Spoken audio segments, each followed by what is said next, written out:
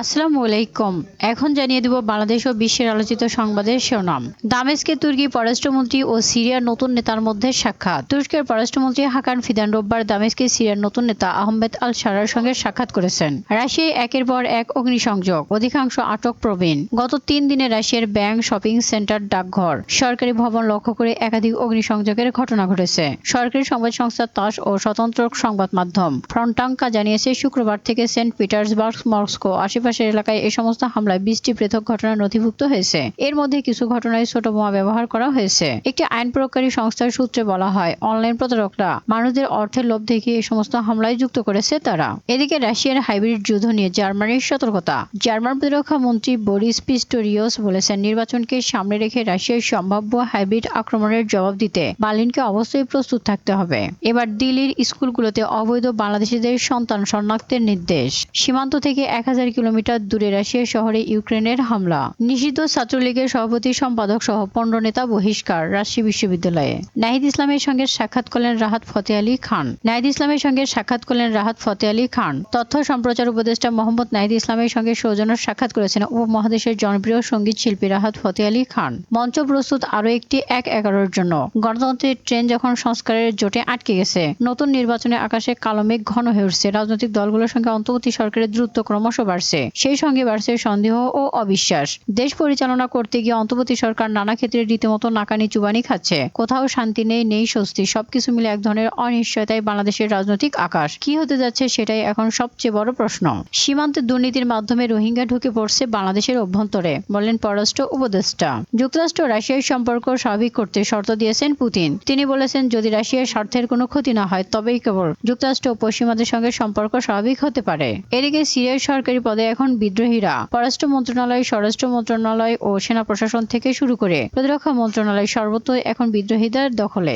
বাংলাদেশ থেকে শিক্ষা নিতে বললেন মিঠুন চক্রবর্তী। তিনি বললেন, বাংলাদেশ ভারতকে ছোট করে দেখছে, যা আমার হৃদয়ে রক্তক্ষরণ হচ্ছে। বাংলাদেশের সম্প্রীতি নষ্টের জন্য হতাশা ব্যক্ত করেন এই অভিনেতা। 30টি মার্কিন পেট্রিয়ট ডিফেন্স সিস্টেম ও 42টি ড্রোন ধ্বংসের দাবি করল রাশিয়া। রাশিয়ার সামরিক বাহিনী ইউক্রেনে তাদের বিশেষ সামরিক অভিযানে কমপক্ষে 30টি আমেরিকান পেট্রিয়ট আকাশ প্রতিরক্ষা ব্যবস্থা ও 42টি ড্রোন ধ্বংস করেছে। রাশিয়ার প্রতিরক্ষা মন্ত্রণালয়ের পক্ষ থেকে প্রকাশিত পরিসংখ্যান অনুযায়ী ইউক্রেনকে যুক্তরাষ্ট্রের সরবরাহ করা পেট্রিয়ট সিস্টেমগুলোকে লক্ষ্যবস্তু বানানো হয়েছে বলে উল্লেখ করা হয়। এদিকে প্রথমবার বিক্ষোভের মুখে আহমেদ আল শারা। নেপথ্যে রয়েছে নারী অপহরণ। রোববার সকালে সিরিয়ার আলেপ্পো শহরে এই বিক্ষোভ ঘটে। বিক্ষোভের কারণ ছিল এইচটিএস বাহিনী কর্তৃক বেশ কয়েকজন নারীকে অপহরণ। এই নারীরা তাদের স্বামী ও পরিবারের অন্যান্য সদস্যদের এইচটিএস কর্তৃক আটক কেন্দ্র থেকে মুক্তি দেওয়ার দাবি জানিয়েছিলেন। এরপর তাদের আটক করেছে তারা। এদিকে হামাসের সঙ্গে সংঘর্ষে 35 ইসরায়েলি সেনা নিহত, আহত শতাধিক। গাজার উত্তরে জাবালিয়া শরণার্থী শিবিরে দীর্ঘদিন ধরে অভিযান চালাচ্ছে দখলদার ইসরায়েলি বাহিনী। সম্প্রতি সেখানে হামাস ও ইসলামী জিহাদ প্রতিরোধ বাহিনীর মধ্যে সংঘর্ষে শতাধিক ইসরায়েলি সেনা হতাহত হয়েছে বলে জানিয়েছে দেশটির গণমাধ্যম।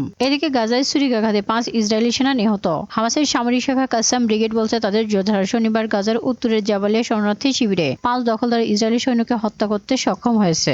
এক রাতে রাশিয়ায় শতাধিক ড্রোন হামলা, ব্যালিস্টিক ভূপাতিত করেছে কিয়েভ। ইউক্রেনের সামরিক বাহিনী বলছে, শনিবার রাতে রাশিয়া 130টি ড্রোন দিয়ে হামলা চালিয়েছে। এর মধ্যে 42টি ভূপাতিত করতে সক্ষম হয়েছে তারা। এই রাতে 44টি ড্রোনের ট্রাক হারিয়ে গেছে এবং একটি ড্রোন ইউক্রেনের সীমান্ত পেরিয়ে বেলারুশে প্রবেশ করেছে। বাকি ড্রোনগুলোর ভাগ্যে কি ঘটেছে সে সম্পর্কে কোনো তথ্য জানায়নি কিয়েভ। শেখ হাসিনাকে গ্রেফতারে ইন্টারপোলের রেড নোটিশ জারির আবেদন। বৈষম্যবিরোধী ছাত্র জনতার আন্দোলন নির্মূলে জুলাই আগস্ট গণহত্যা মামলার প্রধান আসামি পলাতক শেখ হাসিনার বিরুদ্ধে ইন্টারপোলের রেড নোটিশ জারির আবেদন করা হয়েছে। আন্তর্জাতিক অপরাধ আদালতের প্রসিকিউটর ইতিমধ্যে ইন্টারপোলের রেড নোটিশ জারির আবেদন করেছে। এদিকে সচিবালয় থেকে চিকিৎসা গাড়ি ও পাসপোর্ট নবায়ন সুবিধা পাবে সাংবাদিকরা। এনআইডির তথ্য বেহাত। বিসিসির সঙ্গে চুক্তি বাতিল করল নির্বাচন কমিশন। জাতীয় পরিচয়পত্রের তথ্য যাচাই বাছাই করার ক্ষেত্রে নির্বাচন কমিশন চুক্তি করল, বাংলাদেশ কম্পিউটার কাউন্সিল শর্ত ভঙ্গ করেছে।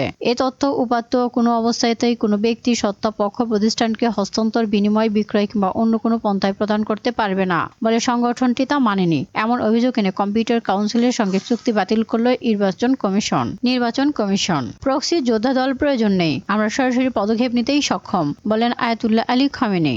আরও একটি বাধা পার হতে পারলেই কারামুক্ত হবেন বাবর। সাবেক স্বরাষ্ট্র প্রতিমন্ত্রী লুৎফর রহমান বাবর প্রায় 17 বছর আগে আটক হয়েছেন। সেই থেকে কারাবন্দী বিএনপির এই নেতার বিরুদ্ধে করা দুর্নীতি, 21 আগস্ট গ্রেনেড হামলা মামলা, 10 ট্রাক অস্ত্র উদ্ধারের মতো ঘটনায় করা মামলায় তিনি দণ্ডিত ছিলেন। 5 আগস্ট ছাত্র জনতার আন্দোলনের মুখে শেখ হাসিনার দেশ ত্যাগের পর এই সমস্ত মামলার আপিল শুনানি শেষে খালাস পাচ্ছেন লুৎফর জামান বাবর। সর্বশেষ 18 ডিসেম্বর 10 ট্রাক মামলা আর বিশেষ ক্ষমতা আইনে করা মামলার খালাস পান তিনি। তার আইনজীবী আইনজীবীর মতে লুৎফুজ্জামান বাবরের বিরুদ্ধে আরও একটি মামলা রয়েছে, যেটিতে যাবজ্জীবন দণ্ড রয়েছে। এটি থেকে যদি খালাস পান তাহলেই তিনি মুক্ত হবেন। আমরা শুধু মতামত দিয়েছি, সিদ্ধান্ত নেবে বিএনপির স্থায়ী কমিটি, বললেন মোস্তফা। জাতীয় পার্টি কাজী জাফর চেয়ারম্যান মোস্তফা জামাল হায়দার জানিয়েছেন, চলমান রাজনৈতিক পরিস্থিতি নিয়ে পারদলীয় জোটের সঙ্গে বৈঠক করেছে বিএনপি। এ বৈঠকে কোনো চূড়ান্ত সিদ্ধান্ত হয়নি, শুধু মতবিনিময় হয়েছে।